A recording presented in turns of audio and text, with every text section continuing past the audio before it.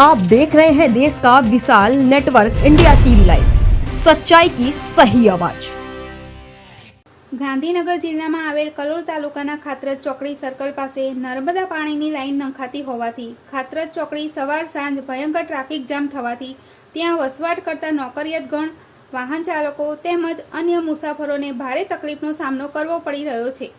આ ભયંકર પરિસ્થિતિમાં ખાતરજ પોલીસ કર્મચારી જનતાને વધુ તકલીફ ના પડે તે માટે ખડે પગે સવાર સાંજ તેમની ફરજ બજાવી ટ્રાફિક જામ ના થાય તેમજ કોઈ અકસ્માત ના સર્જાય તેની તકેદારી રાખી રહ્યા છે।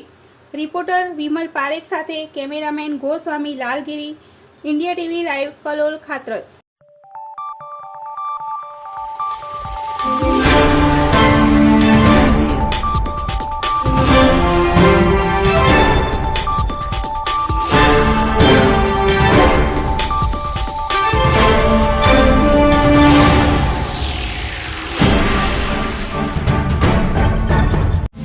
देश और प्रदेश की खबरों के लिए अभी सब्सक्राइब कीजिए इंडिया टीवी लाइव, साथ ही बेल आइकन को दबाना बिल्कुल ना भूलें, जिससे सबसे पहले खबर आप तक पहुंचे।